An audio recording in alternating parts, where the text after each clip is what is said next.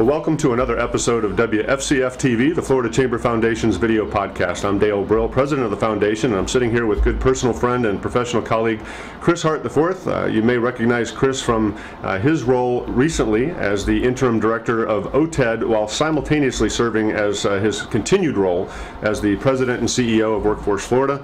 Chris, thanks for making time to visit with us. Oh, absolutely. And let's start out with that. I think there are some folks that might be wondering that they're dialed in at all, this transition between what the governor's office is doing with OTED, this Department of Economic Opportunity, also known as DEO. Public service is both roles now. What's Chris Hart doing now, and what's the focus? Okay, well, life for Chris Hart is great these days. As you said, I had two jobs over the last 18 months, Office of Tourism, Trade, and Economic Development, but simultaneously President and CEO of Workforce Florida. There was a third job that popped in there during that time period because of the unfortunate oil spill near catastrophe that we had that had to be addressed. And that took a substantial amount of time, obviously last summer. But all of that, interestingly enough, was instructive to the new system that Governor Rick Scott has put in place now. As I took on the dual-hatted role with workforce and OTED responsibilities, and then even with the oil spill, it was instructive in that we realized it would really be better if we had a single point of contact for businesses, anyone really interested in starting a company, keeping their company here, growing their company, or even coming to the state of Florida, which is always good. So we found out single point of contact would be preferable for the state. We also realized that when I had Workforce here and OTED here, and OTED of course with Space Florida and Visit, Enterprise Florida, Black Business Investment Board, other entities that were kind of housed within that umbrella, that it makes an awful lot of sense when you're dealing with the ultimate customer, and that is business, that if you have that single point of contact, that they also have a seamless system that's backing them up, so that as they sit across the table from business and talk about that business's needs, that we can deliver most effectively. So we had a single point of contact, we had a single entity, and then it also became clear that when you're sitting down there having that conversation with business, that if you can access the funds that you need to access for whatever program or initiative, or even in the case of community affairs, helping out with any type of land planning, that if you can do that and meet that business's needs and create some certainty in the marketplace, which of course businesses, we know you crave that, the more of that we could give you with this single fund, the better off that we would be. So it was a unique vantage point. I think it's helpful and instructive to our, now 6 months into the job, governor. He has tapped, I think, an extraordinarily strong individual to lead that new system. Our new Secretary of Commerce, Grace Swope. Excited to work with him. The new director of what's called DEO, Department of Economic Opportunity, which is where all of that is housed, and then Workforce Florida. So anyway, yeah, it was a good time. But life is clearly better when you're down to one job, even though it's as demanding as it is over on the workforce front, which I know we'll talk about here in a bit. Absolutely. And you did mention Gray. We're going to bring Gray in and talk to him in a future podcast. And you and I recently spent quite a bit of time with him down in the Highlands County, the Florida Heartlands Regional Economic Development Initiative, hosted with the Central Florida Regional Planning Council and another partner, the Workforce Florida Board out of that area, brought a gathering of folks together to talk about economic development. It was good to see Gray down there. We talked about some of this role. You highlighted a couple of things that in Highlands County in that meeting that I think bears repeating, and that is the importance and the focus on workforce. Okay. The 6 Pillars program that everybody's familiar with, that framework. It's no accident that we start with talent, supply, and education. That's right. From your perspective, why is, if you will, talent supply that first pillar? Okay. Well, let me tell you just a little bit, for those that are watching this, for a little bit about Workforce Florida. Please. And because I think it'll be instructive to your question. If you think about, and you have to go back a ways, if you think about the welfare reform back in the 90s, around 1996, it was recognized that we wanted to take people from welfare into work. So we had to have this welfare transition. And there was a great debate throughout the United States on the best way to do that. And it was universally recognized, and you got down to both parties, and we had Bill Clinton in the White House, we had Republicans controlling Congress, and what they talked about is it makes sense to us from, let's call it a direct benefit standpoint, so taxes in, taxes out, if you will, that when we can take people off of welfare into work, we can increase the tax base, and that's good. Well, when you look at economic development priorities, you're really looking at how do we grow our economy, and from a governmental standpoint, how do I increase the tax base, right? So it's good for everybody. The free market economy is working, it's great, people are employed, they're doing good things. So on the workforce side that was born out of that, the state of Florida and the state of Texas, we were the only two states that looked at it this way. We said, look at what the feds are doing. We think that there's some real magic in that because they've talked about creating these one-stop opportunities and tagging to the marketplace. We said, we think we can take those dollars that are coming from the feds, because remember, we're still a donor state, so we wanted to get this right.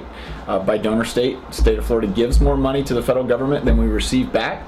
So we want to maximize those funds that we have. So we said, through this state law, let's tag workforce development, welfare, transition, but make it a larger play. So it's workforce development tagged to economic development, tagged to what we need to do in education, but all of that tagged to the marketplace with the business serving as the ultimate client. So that's the quick tutorial. There's a lot of pieces in that. And so when you talk about talent supply and education being the first pillar, I would definitely agree with that statement. When you look at workforce development and economic development, and I like to tell this story, but I'm going to tell it very, very quickly. There have been meetings around the state of Florida where we had an opportunity to poll a lot of folks, probably a lot of folks that are listening today, and we asked two questions a little bit differently. The first one, what is and has been Florida's competitive advantage? And that was, of course, geography, location. I mean, Florida always has been. I mean, look at St. Augustine, how long it's been in existence. But then the question was, what should Florida's key competitive advantage be? And that gets you back to your talent supply and education, because the answer in all of these various events around the state with hundreds of people participating is talent and education. So it was a recognition by those participants, and I would say in my days over at Enterprise Florida and then at OTED, backed up by actual projects we've been involved in, where businesses tell us that they need a talented workforce in order for them to stay in Florida, grow in Florida, or come to Florida. So as you're looking at how to create vibrant communities, you're looking at how to help build and create wealth, clearly talent and supply seems to be the right direction to go in. And I'm not just saying that because I'm over at Workforce. No, well, and in fact, you're not just saying it. And if you look, again, historically, you talked about your time at Enterprise Florida, but before that as a two-term legislator out of the Tampa area who voluntarily left to the political world, I'll probably argue for now, to come on the more the public-private side and get some of that work done. You virtually designed the very system that you are now helping navigate. And so, again, I think that when you can talk to us about those details, and again, I wish we had more time. You're the guy to talk to about how that was set up and what it's doing today. I want to go back to the thing we talked about with Gray Swope and the activity. Sure.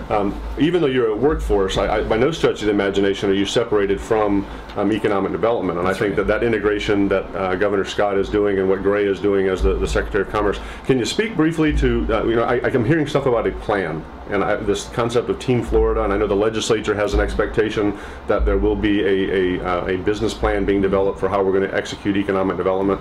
Very exciting stuff. What can you share with us? It is. No, I'm happy to share that.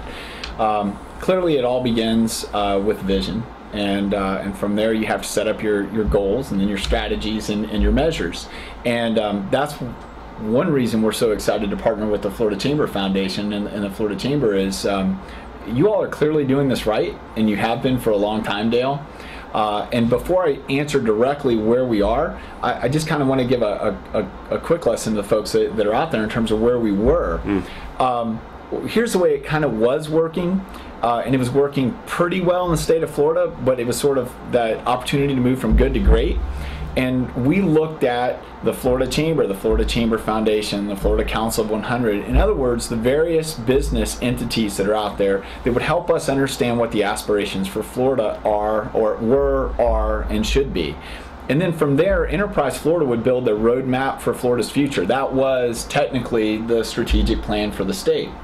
Then at Workforce Florida, we would then look to that roadmap that was looking at the aspirational goals that you all set forth, and then we would design our strategic plan with all the requisite vision, goals, strategies, measures in there, and that was how we were gaining alignment. And as I said, that was good, but it wasn't great, and here's why. Workforce Florida was doing that, Visit Florida was doing that, Space Florida was doing that, but we weren't necessarily doing that the way we're doing it now.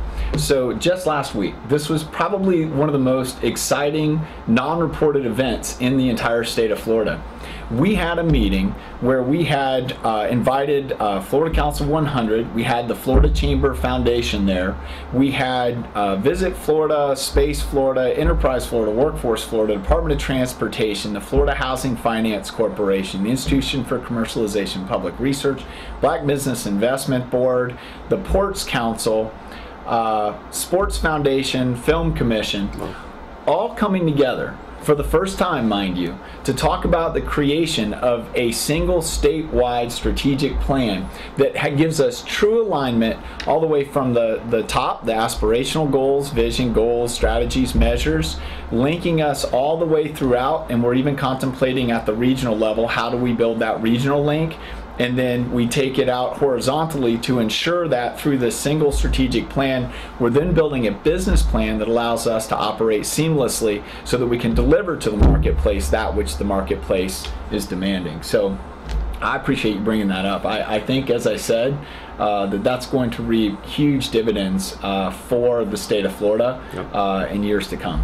Chris, we're going to take a longer time just to warn our viewers that again, there's so much to talk about and the opportunity to sit down with you. So I want to ask you a couple more questions. Okay. Teeing off on that. All right, sure. This plan is coming together. Again, the foundation and the chamber are very happy to contribute the work of the Six Pillars Caucus system into that, feeding it. Again, by no stretch of the imagination is it a wholesale, okay, we'll take that, and that's now Governor Scott's plan. But again, even as candidate Scott, and his publication and producing the 777 plan, the role and the overlap and the consistency between the 6 pillars and the 777 plan can be demonstrated. What I'm curious about is how do we measure this, right? So you've alluded to measurement, the Florida scorecard. Can it play a role, or what is your view of the importance or the role of metrics as we plan? Oh, wow. Yeah. Metrics, measures, highly important. And I'm going to demonstrate just how important those measures are. We're doing something at Workforce Florida called Target Industry Cluster Task Forces. And those are tied to the 6 target industries that Enterprise Florida has identified that we need to grow in order to diversify Florida's economy. These meetings are invaluable, and we've started with 2 because of resources and timing, obviously. But the 2 that we started with are aviation, aerospace, and clean tech. In the aviation and aerospace, had an opportunity to ask these C-level individuals from this industry about the new system and about these plans, and specifically what their expectations are for where we're going. And to your question directly, I found this absolutely fascinating. They said, if you get those measures right, which we believe you will by doing what we just described in terms of this plan and how we're aligning, if you get these measures right, you can actually hand those to Gray Swope and his organization that's responsible for sales and marketing. You can market to business with these measures, because in business we know that you get what you measure.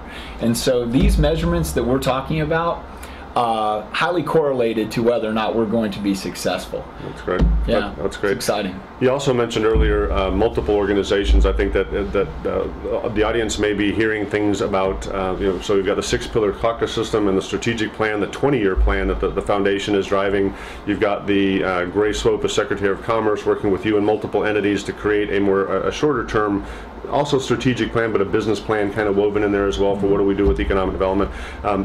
We've got the Florida 8 Okay. And I want to give you an opportunity if you could share with us some exciting things that are happening in Florida 8, because I think there might be some confusion out there. Some folks saying, well, wait a minute, I'm hearing the Florida 8, how is that different and competing with the 6 pillars? And well, my perspective, not at all. Right. What's your take and what can you share about the Florida 8? Okay, yeah. I was talking about the Workforce Florida Strategic Plan, and one of the areas that's been very instructive for where we're going now is that our board at Workforce Florida, very forward-thinking, said we don't simply want to put together a 5-year strategic plan that we set on a shelf. So we had to take that strategic plan to an operational plan, and then we had to identify projects that we would build off of that plan. And in other words, how are you going to deliver what you said you're going to deliver? So as one of the outcomes of that, we have the Florida 8. The Florida 8 is an initiative of Workforce Florida. But again, as I was describing that alignment, if you think about the alignment, we talked about the 6 pillars and we talked about the strategic plans, and then we aligned to the roadmap. We were looking all along then to what do we do to support where the state is going. And this state understands that in order for us to compete and grow and be successful, that we need the best coming out of our regions that we possibly can. What you all understand, I believe, is that you have to have common language, common definitions, common frameworks, common way of talking to one another, especially in a state as diverse as the state of Florida, where you go from Pensacola down to the last little key, and we're different. I mean, we're a microcosm of where the United States will be. I mean, we're already there. So your 6 pillars gives us a framework for that focused conversation as to where we need to go. The Florida 8 helps regions, because it's region specific, it helps regions collaborate, bring those various players together, fund those facilitation opportunities, look at how we retain what we have, how we grow what we have, and we think that if they do that in the context of the 6 pillars, that we'll all be well served, and we'll keep that alignment, especially as we're building the new plan and the new strategies, and that we're moving forward with what should be combined complementary measures. That's fantastic. 30 seconds left. Chris, what haven't I asked you that folks out there ought to know? Just again, the insight that you might provide of what's happening, what might happen. Okay. Any insight you can share? All right, well, first off, 30 seconds is clearly not long enough for me. I understand. I would say it's really this. Florida's getting it right. We're already a national leader. For us here in Workforce, we were excited to be recognized by a national partner of yours, the National Chamber Foundation and the United States Chamber, showing that Florida's workforce system in the area of placements, which is a very, very, very important measure. Are you placing people that you are serving? That Florida's #1 workforce system. But I want to leave you with this. This is probably the most exciting time in the state of Florida, and we're talking a lot about collaboration, and collaboration is key, but it's not easy. But if we have the ability in the state of Florida to do everything we're talking about, this state is truly great.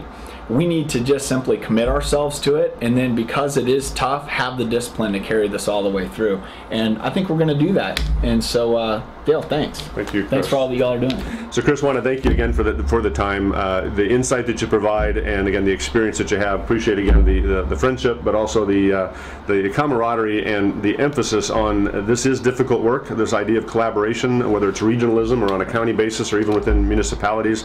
If it were easy, it would have been done before now. And again, hopefully we've got the right place and the right systems, right processes in place.